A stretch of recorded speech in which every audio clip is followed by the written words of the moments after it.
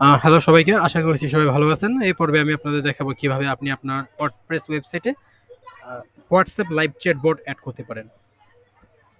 এবং এটির মধ্যে আপনি ডাইনামিক্যালি আপনার ওয়েবসাইটের টাইটেল এবং ওয়েবসাইটের URL টি কিভাবে প্রি-ডিফাইন্ড টেক্সট হিসেবে আপনার ক্লায়েন্টকে সরাসরি পাঠাতে পারেন, সেটিও আজকের এই পর্বে দেখব।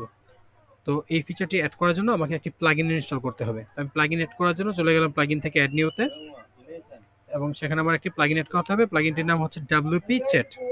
তো WP চ্যাট প্লাগইনটি এড করার জন্য আমরা এখানে সার্চ করব WP চ্যাট।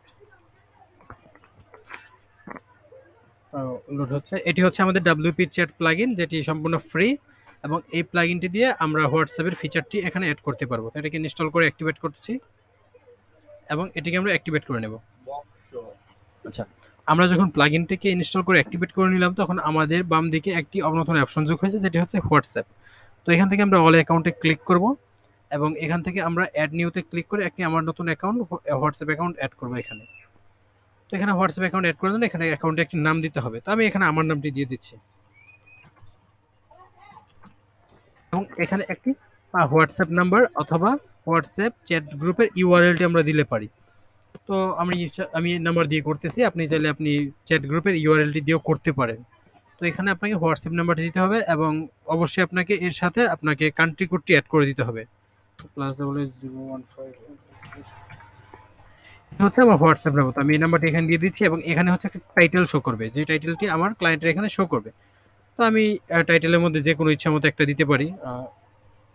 আমি ওয়েবসাইটের নামটি দিয়ে দিচ্ছি, এটা আমার ইচ্ছা মতো আমি একটা টাইটেল দিয়ে দিব আমার প্রয়োজন অনুসারে। তো এটিকে যখন আমরা অ্যাড করতেছি, তো এখানে আমরা এখানে আছে আপনার নিড হেল্প লেখাটিকে আপনার এখান থেকে চেঞ্জ করতে পারবো, কন্ট্রোল করতে পারবো। এটি রাউন্ড শেপে আছে, আমরা চাইলে এটিকে স্কোয়ার শেপ করে দিতে পারবো, এবং এখান থেকে আমরা কালারগুলোও চেঞ্জ করতে পারবো। তো আমি এটিকে পাবলিশ করে দিচ্ছি। পাবলিশ করে যখন এখন আমাকে এটিকে আমি পাবলিশ করার সাথে সাথে এটি আমার এখানে শো করবে না। তো এটিকে শো করানোর জন্য আমাকে এখান থেকে একটি অপশন অ্যাড করতে হবে, ফ্লোটিং উইজেট। দেখুন আমাদের এখানে অপশনটি এখনো আসেনি হোয়াটসঅ্যাপের। আমি ফ্লোটিং উইজেটে ক্লিক করার পর আমাকে এখান থেকে অ্যাকাউন্ট যেটি আমি অ্যাড করেছি একটু আগে, সেটিকে দেখিয়ে দিতে হবে। এটি হচ্ছে আমার অ্যাকাউন্ট অ্যাড করা অ্যাকাউন্টটি।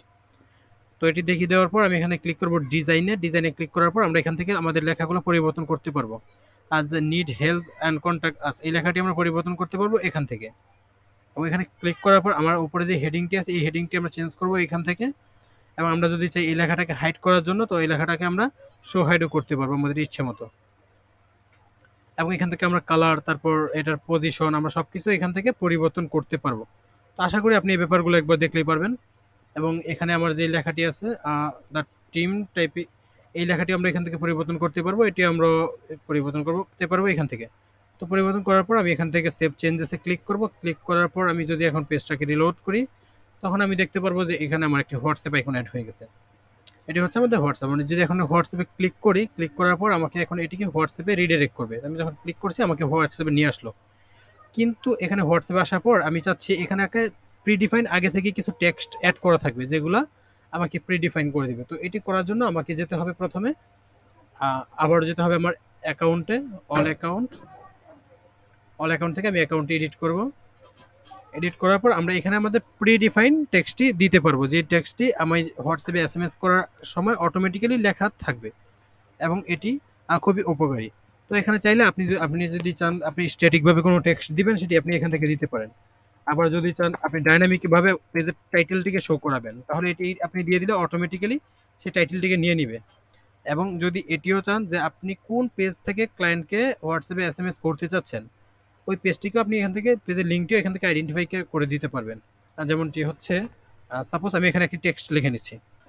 তো এখানে আমি একটি লেখা দিয়ে দিলাম যে I am getting this product, যেহেতু একটা ই কমার্স সাইট। তো আমি এখানে দিলাম I am getting this product from, এইখানে আমি আমার সাইটের নামটা দিব। তো সাইটের নামটা আমি চাইলে টাইপ করে দিতে পারি, এবং ডাইনামিক্যালি চাইলে আমি এখান থেকে এই শর্টকাটটা ইউজ করতে পারি। তো এই শর্টকাটটা আমি যখন এখানে বসিয়ে দিলাম, তখন সে নামটি অটোমেটিক্যালি নিয়ে নিবে।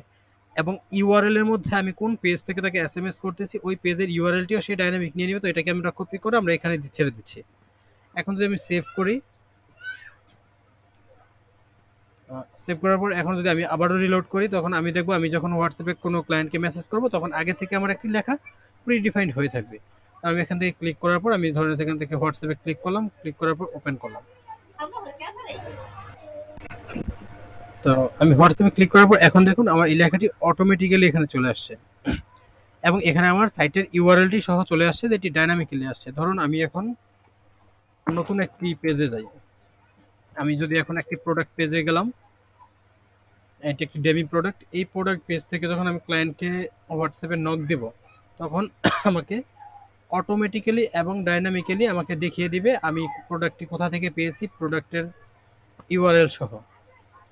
যেমন এখান থেকে আমি স্টার্টিং নিয়ে যাচ্ছে, তো এখান থেকে আমাকে দেখাচ্ছে I am getting product from, এখান থেকে আমার প্রোডাক্টের নামটি দেখিয়ে দিতেছে, এটা হচ্ছে প্রোডাক্টের নাম এবং এটা হচ্ছে আমার ওয়েবসাইটের নাম, প্রোডাক্টের নাম সহ চলে আসে এবং প্রোডাক্টের ইউআরএলটি সহ ডাইনামিক্যালি চলে আসে। এখন আপনি চাইলে খুব সহজে তাকে সেন্ড করে দিতে পারেন।